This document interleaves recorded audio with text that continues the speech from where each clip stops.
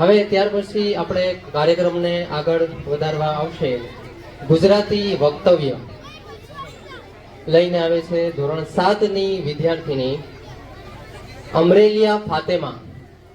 ધોરણ 7 ની વિદ્યાર્થીની અમરેલિયા ફાતેમા. તેઓ આપણને શિક્ષણ અને સંસ્કાર વિશે વક્તવ્ય આપશે.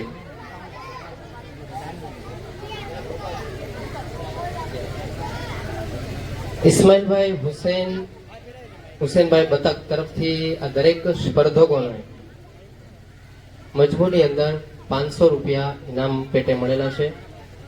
બીજા આમદભાઈ સુથાર એમની તરફથી દરેક સ્પર્ધકોને મજબૂરી અંદર 500 રૂપિયા ઇનામ પેટે મળેલા છે.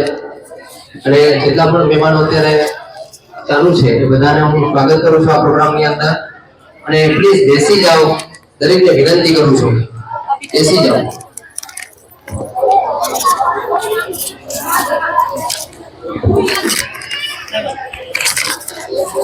ગુજરાતી વક્તવ્ય છે બહુ સરસ મજાનું છે. એ આપણે અખલાક અને સંસ્કાર વિશે છે. એમ શાંતિથી સાંભળશો વધારે મજા આવશે.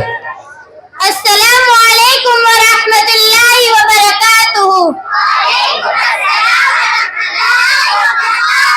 माननीय प्रिंसिपल साहेब, શિક્ષકગણ, મારી સાથે અભ્યાસ કરતા મારા પ્યારા ભાઈ બહેનો અને અમારી લાગણીને માન આપીને આ કાર્યક્રમને સફળ બનાવવા અને આ કાર્યક્રમની શોભા વધારવા આપનો કિંમતી સમય ફાળવી પહોંચેલા મહેમાનશ્રીઓ, my name is Fatima.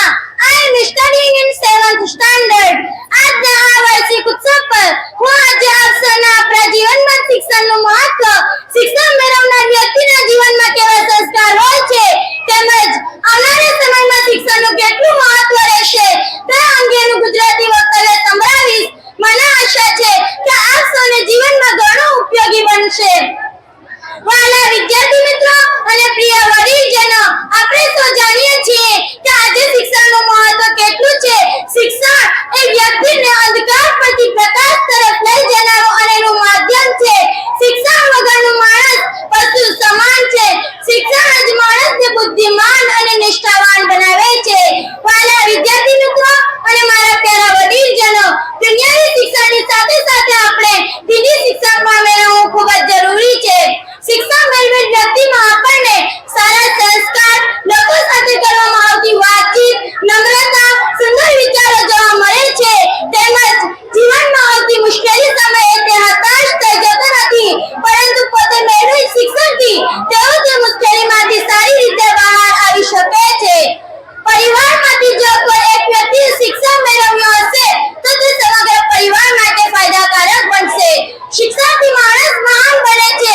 હું તમને જણાવું કે મહાન વૈજ્ઞાનિક અને ભૂતપૂર્વ રાષ્ટ્રપતિ ડોક્ટર એપીજે કલામ વિશે કે જેમનો જન્મ એક સામાન્ય પરિવારમાં થયો હતો, પરંતુ તેમનામાં શિક્ષણ પ્રાપ્ત કરવાનો અનેરો ઉત્સાહ હતો, એટલે જ તેઓ રાષ્ટ્રપતિ જેવા મહાન હોદ્દા પર પહોંચી શક્યા અને ભારત દેશને મિસાઇલ અપાવી.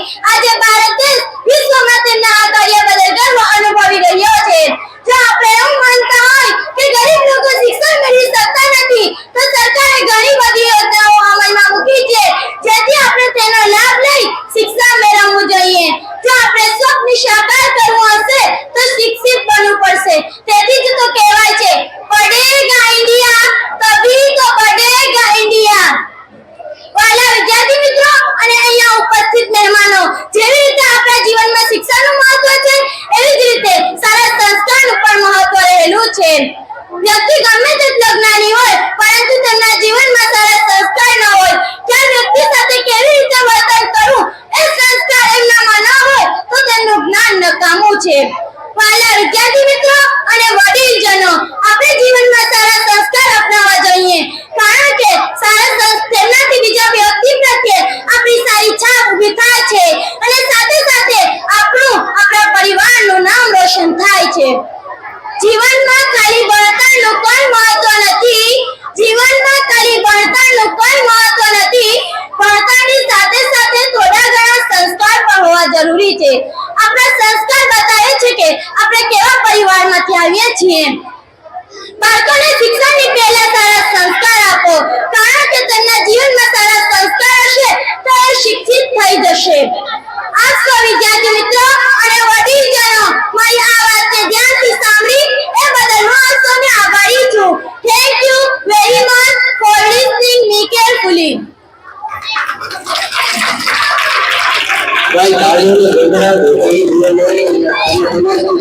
હતી ત્યારે કે અહીંયા ઊભા થઈ સ્ટેજ ઉપર ઊભા થઈ અને બે શબ્દો બોલવા બહુ અઘરા થઈ જાય છે, ભલે આપણને ગમે તેટલું આવડતું હોય. આ સ્પીચ હતી એ દીકરીના ભણતર વિશે પણ હું તરત બે લાઈન કહી દઉં કે આજકાલના વાલીઓ છે, ખાસ કરીને આપણા મઝહબની અંદર દીકરીઓને ભણાવતા નથી. 10 પછી કે 8 પછી કે 12 પછી બસ બેટા એમ કરીને દીકરીને ભણાવતા નથી. આજકાલની દીકરીઓ છે એ છોકરાઓ કરતા આગળ નીકળી ગઈ છે અને આપણા સમાજનું, આપણા દેશનું અને આપણા સ્કૂલનું નામ અને આપણા કુટુંબનું નામ રોશન કરે એવી ઘણી બધી છોકરીઓ છે દરેક સ્કૂલની અંદર. બરાબર?